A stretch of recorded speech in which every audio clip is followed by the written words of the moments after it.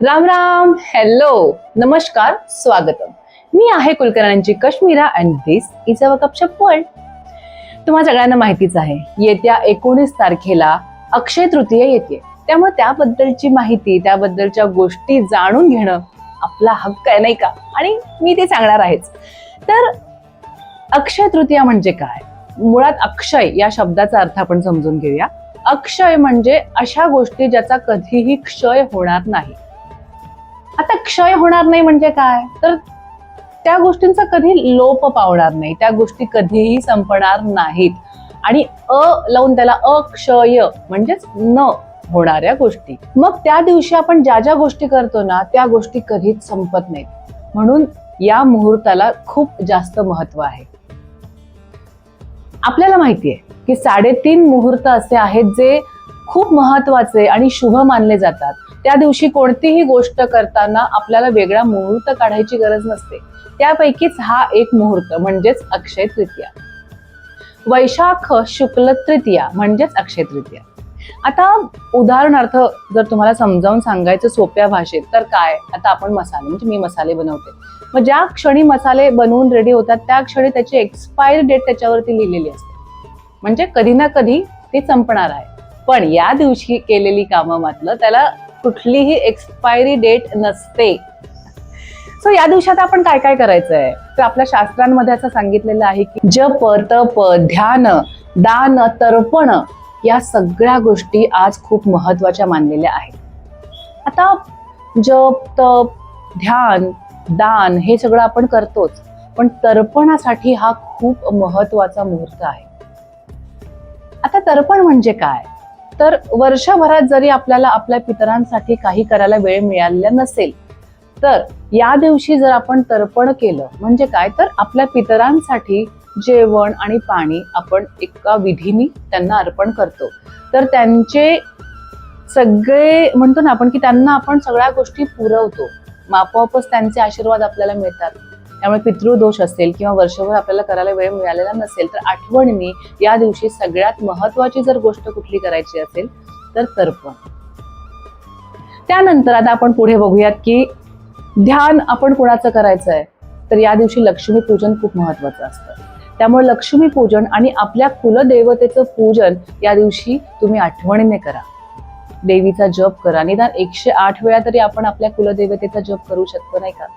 आणि लक्ष्मी मातेसाठी कुंकुमार्चन या दिवशी आठवणीने करा. त्यामध्ये देवीचं पूजन सुद्धा होतं आणि मंत्र जप सुद्धा होतो. जेव्हा आपण कुंकुमार्चन करतो तेव्हा प्रत्येक वेळी आपल्या तोंडून त्या मंत्राचं उच्चारण होतं. त्यामुळे दोन्ही गोष्टींचा लाभ एकत्र होतो.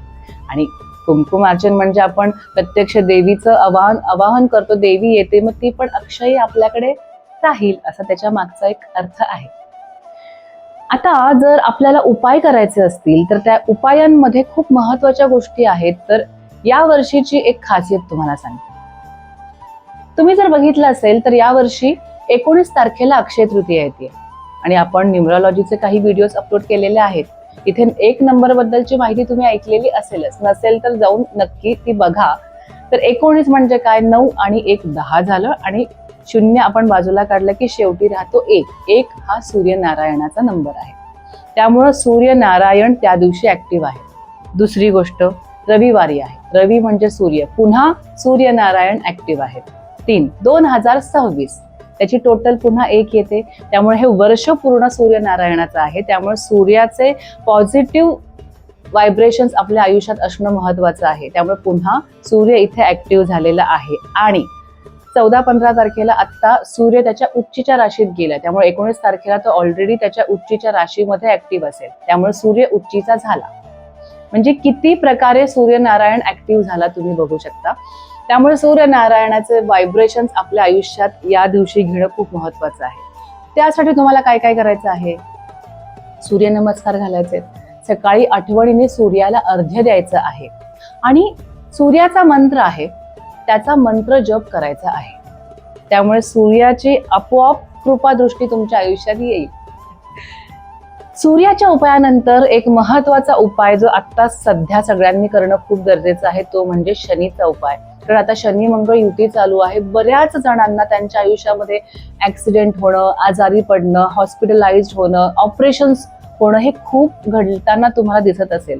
तर त्यासाठी सगळ्यात महत्वाची गोष्ट की या दिवशी आठवणीने एक काळ्या रंगाची चप्पल आणि एक काळ्या रंगाची छत्री एका गरीबाला दान द्यायची आहे. आणि ही गोष्ट लक्षात ठेवा, दान हे नेहमी सत्पात्री असावं. ज्याला खरंच त्याची गरज आहे अशाच व्यक्तीला हे दान तुम्ही द्यायचं आहे. हा झाला शनीचा उपाय. आता अक्षय तृतीयाच्या दिवशीच आपल्या पृथ्वीवरती गंगा अवतरलेली होती.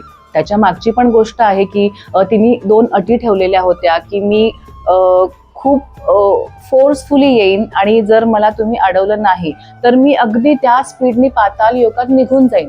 तर तुम्हाला त्याचं काहीतरी प्रोव्हिजन करावं लागेल. मग भागीरथ जे होते त्यांनी सांगितलं की हो, आम्ही त्याचं प्रोव्हिजन करू.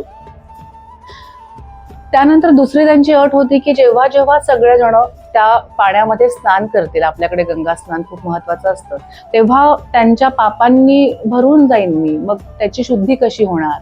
मग तेव्हा त्याच्यावर पण त्यांनी एक उपाय सांगितलेला होता. तर त्या 2 अटींवरचे उपाय असे होते की पहिली की त्यांना पृथ्वीवरती रोखण्यासाठी आपले भोलेनाथ जे आहेत त्यांनी स्वतःच्या शिरावरती ठेवलेलं आहे आणि मग त्यांच्या जटांमधून गंगा खाली पृथ्वीवरती अवतरित होते. ही गोष्ट तर तुम्हाला माहिती आहे. तर ही पहिली अट जी होती त्याचा त्यांना इलाज किंवा उपाय मिळाला. आणि सेकंड जी होती की जेव्हा सगळेजण एक नॉर्मल पापी व्यक्ती जेव्हा जाऊन अंघोळ करेल तेव्हा त्याचे पाप गंगेमध्ये धुतले जातात असं आपल्याकडे म्हणतात. त्यामुळे पण त्या पाण्यामध्ये ते पाप उतरतील ना, मग काय करायचं? मग गंगा असं म्हणाल की मग मी खूप पापमय होईन तेव्हा. तर तेव्हा भागीरथ यांनी सांगितलेलं होतं की जेव्हा कृष्ण आणि राम यांचे परम भक्त तिथे येतील तेव्हा त्यांच्या स्नानाने ते सगळे पाप शोषून घेतले जाते. तर त्यांच्या दोन्ही गोष्टींवरती हे उपाय दिले गेले. पण महत्वाची गोष्ट काय आहे तर आजच्या दिवशी गंगा पृथ्वीवरती आली, त्यामुळे आजच्या दिवशी गंगा प्रदार्पण दिवस असंही म्हणतात. त्यामुळे आज गंगा स्नान खूप महत्वाचं आहे. आपल्याला जरी तिथे जाऊन गंगा स्नान करता आलं नाही तरी आपल्या घरी सकाळी आंघोळ करताना तुमच्या बकेटमध्ये 4-5 थेंब आपले गंगाजलचे तुम्ही टाका आणि एक चिमूटभर हळद टाका. आपोआप तुम्हाला गंगा स्नानाचं पुण्य मिळेल. असे अनेक उपाय खरं तर या दिवशी आहेत. या दिवशी अन्नपूर्णा जयंती सुद्धा आहे. त्यामुळे तुम्ही छान घरी बनवलेलं जेवण जर गरिबांमध्ये दान केलं तर अन्नपूर्णा तुमच्यावरती प्रसन्न होईल. बघायला गेलं तर असंख्य गोष्टी तुम्ही या दिवशी करू शकता. पण हे उपाय झाले आणि सगळ्यात महत्वाची गोष्ट की जितक्या होतील तितक्या चांगल्या गोष्टी तुम्ही या दिवशी करा. मदत जेवढी होऊ शकेल, शक्य असेल तेवढी करा. चांगल्या गोष्टींची सुरुवात करा. म्हणजे एखादा नवीन बिझनेस तुम्हाला सुरू करायचा आहे, गाडी घ्यायची आहे, घर घ्यायचं आहे, तर कुठलाही मुहूर्त न बघता या दिवशी तुम्ही त्या गोष्टीला सुरुवात करू शकता. लग्न जर केलं तर त्या लग्नाचं प्रेम आयुष्यभर तुमच्या बरोबर राहील असं सुद्धा म्हणतात. सो ही एक बेसिक माहिती आहे अक्षय तृतीयेची. बघायला गेलं तर खूप गोष्टी आहेत ज्या आपण हळूहळू जाणून घेणार आहोतच. पण एका व्हिडिओमध्ये किती काय काय सांगणार नाही का? तर आजची ही माहिती तुम्हाला कशी वाटली हे तुम्ही नक्की आम्हाला कमेंटमध्ये सांगायचं आहे. आणि हे उपाय पण तुम्ही आठवणीने करा, याचा तुम्हाला नक्कीच फायदा होईल. आणि उपाय केल्यानंतर तुम्हाला काय वाटते ते सुद्धा आमच्यापर्यंत तुम्ही कमेंटद्वारे पोहोचवायचं आहे. पण त्याआधी लाईक, शेअर, सबस्क्राईब करायला विसरू नका आपल्या चॅनलला. भेटत राहू. नमस्कार.